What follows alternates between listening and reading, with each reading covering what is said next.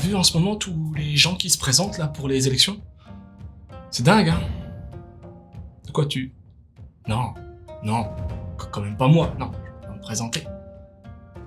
Quoique, avec mes costumes, j'ai quand même gagné en crédibilité, non?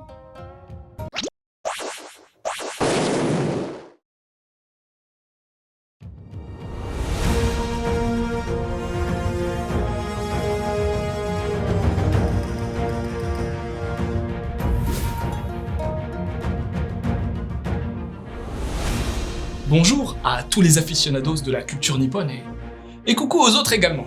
Bienvenue dans ce 4e numéro de l'Hebdo Manga News du dimanche 19 septembre 2021. Et au sommaire de cette émission, voici ce dont nous parlerons. L'hommage à Miura Kentaro, le film d'animation Le Sommet des Dieux, l'arrivée de Kaiju Hachigo en France, Lupin Sensei, enfin édité chez nous, les projets Gundam en 2022 et comme d'habitude, notre sondage. Bon ben, ne perdons pas un instant. Bon, notre émission n'existait pas à ce moment-là, sinon on en aurait bien entendu parler. Mais en mai 2021, l'immense Miura Kentaro, mangaka de Berserk, nous a quittés. Eh bien, aujourd'hui, son magazine de prépublication, le bien nommé Young Animal, lui rend hommage. Déjà, via la couverture arborant Guts, héros mythique de Berserk. Et puis aussi en publiant le 364e chapitre de la série, le dernier sur lequel Miura a pu travailler, et finalisé par les membres du studio Gaga. Et comptez pas sur moi pour blaguer sur le nom du studio, hein. Berserk, ça se respecte. En tout cas, l'avenir de ce sublime manga de Dark Fantasy est encore en suspens, puisque, pour le moment, l'éditeur préfère honorer la mémoire du mangaka décédé. Et avant que le Japon découvre le 41e, et peut-être dernier tome de la saga Berserk, le Young Animal Zero fera redécouvrir Oro, un ancien manga scénarisé par Buronson et dessiné par Miura. A noter également que la dernière création en date de Miura Kentaro, Duranki, est officiellement annulée, même si un volume regroupant les travaux déjà réalisés verra le jour. À la rédac, on apprécie beaucoup Berserk, et on aimerait bien avoir une fin à cette histoire, mais en même temps, sans Miura... C'est mercredi prochain, le 22 septembre, que sortira enfin le film d'animation français, Cocorico, adaptant le manga Le Sommet des Dieux du regretté Taniguchi Jiro. Oui, enfin, car ce long métrage a commencé à faire parler de lui en 2015. Changement de staff, modification de la direction artistique, tout ça. La bande-annonce du nouveau film réalisé par Patrick Imbert est désormais disponible, mais pour nous parler du staff au grand complet, retrouvons à présent Mika, notre reporter. Bonjour Laude, ça va, vous êtes bien là dans votre petit studio bien au chaud? Ici je me les pèle, mais comme je dois faire mon job, c'est le staff que vous voulez? Putain, où est-ce que j'ai mis mes fiches? Ah, puis avec ces saloperies de gants. Chier! Oh. Bon ben, je suppose que c'est moi qui vais devoir m'y coller. Patrick Imbert est à la réalisation ainsi qu'au scénario, épaulé par Magali Pouzol et Jean-Charles Ostoreo. David Cocard d'Asso s'occupe de la direction artistique et Amine Bouhafa des musiques sur ce film produit par Didier Brunner. On peut quand même envoyer une équipe là pour essayer de le sauver? Au moins Saint-Bernard, minimum syndical. La semaine dernière, on a parlé d'un gros hit manga en puissance avec Shangri-La Frontier chez Glénat. Et bien cette semaine, Kazemanga, un autre éditeur important en France, dévoile ce qu'il considère comme THE plus gros lancement de son histoire. 250 000 exemplaires sont prévus lors du tirage initial. Kaiju Hachigo. Kaiju number 8, ou numéro 8, si tu sais causer que français. Mais qu'a-t-il de particulier ce manga? Eh bien, en seulement 3 petits volumes, il a déjà dépassé les 4 millions d'exemplaires vendus au Japon. Un record pour la plateforme numérique Shonen Plus. Et encore, on n'a pas tous les chiffres du volume 4. C'est dire. À part ça, ce titre a également été élu meilleur manga dispo sur le web au Next Manga Awards. Et pour nous faire découvrir ce que sont les kaiju, Kazemanga s'est allié à un partenaire de choc en la personne de Louis San, youtubeur de la culture japonaise. Et d'autres surprises sont à venir avec le lancement officiel prévu le 6 octobre. À la belle époque, nous avions déjà parlé en long, en large et en diagonale des kaiju dans notre merveilleuse émission LexiJap. N'hésitez pas d'ailleurs à la consulter intégralement via le lien prévu à cet effet. D'ailleurs, c'est bizarre que Kaze ait pas demandé à LexiJap de faire la promo de Kaiju Hachigo.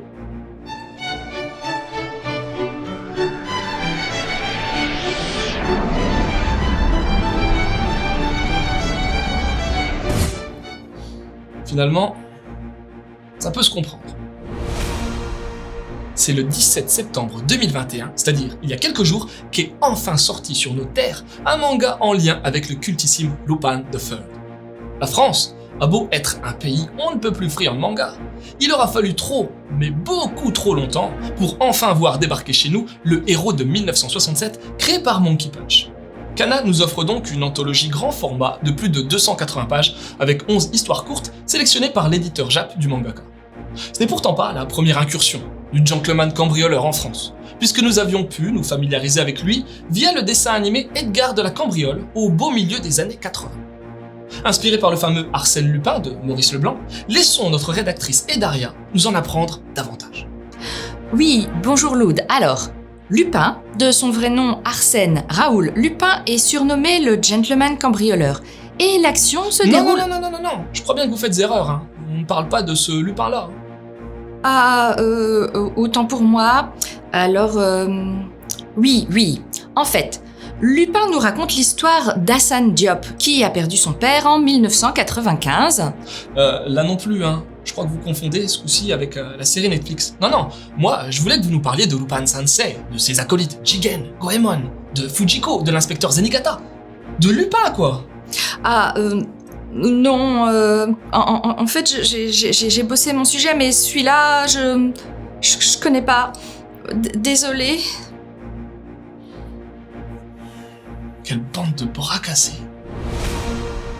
S'il est bien une série animée de mecha qui fait la quasi-unanimité depuis fort longtemps, c'est bien Gundam. Depuis 42 ans, pratiquement mon âge. Ah ouais, je sais, je fais plus jeune. La saga spatiale se cline et se décline encore et toujours. Si bien qu'en 2022, verront le jour 3 projets. Tout d'abord, la nouvelle série animée originale, Mobile Suit Gundam, The Witch from Mercury. Mika, notre correspondant fraîchement secouru, va nous en apprendre davantage. Alors, concernant The Witch from Mercury, j'ai le logo et... c'est tout. Merci beaucoup. Quoi qu'il en soit, il y aura également le très attendu film Mobile Suit Gundam, Kukuru's Doan's Island, réalisé par l'illustre Yasuhiko Yoshikazu. Quelques infos, Mika ? Oui, bien entendu, le film se nommera Mobile Suit Gundam, Kukuru's Doan's Island et sera réalisé par l'illustre Yasuhiko Yoshikazu. Ok. Et pour conclure ce triumvirat gundamiesque, il y aura également la naissance d'une série courte de 9 épisodes rattachée à l'univers de Mobile Suit Gundam, Iron Blood Orphans. S'il vous plaît, j'ai des infos ce coup-ci. Très bien, nous vous écoutons. En fait, on sait que le titre de la série n'a pas encore été dévoilé. Voilà. Merci infiniment, Mika, pour ces précieuses informations. Je vous en prie. Si on ajoute à ça les 2 autres projets précédemment dévoilés et en cours de production, à savoir le film Mobile Suit Gundam Seed et le 2e film de l'éclat de Hathaway, 2022 sera Gundam ou ne sera pas. Il y a 7 jours, on vous avait demandé votre avis et vous aviez été 84 à nous le donner. Il s'agissait de savoir ce que vous pensiez des financements participatifs et 76% d'entre vous estimaient que c'est un très bon moyen d'aider à la création. Toutefois, 19% des votants sont des crevards et refusent de lâcher un peso pour ce type de projet. Cette semaine, on se lâche avec un vote de la mort qui tue. Quelle est, selon vous, la licence la plus emblématique du Japon entre Berserk, Lupin III et Gundam? Comme d'hab, direction la page d'accueil de la chaîne et il ne vous reste plus qu'à cliquer sur l'onglet Communauté.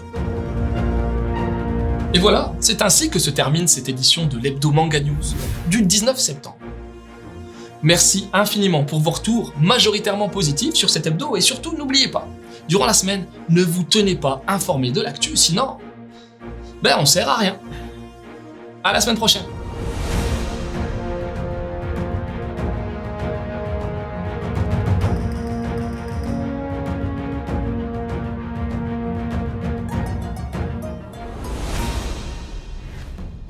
Putain, Sandek, même pas connaître Lupin.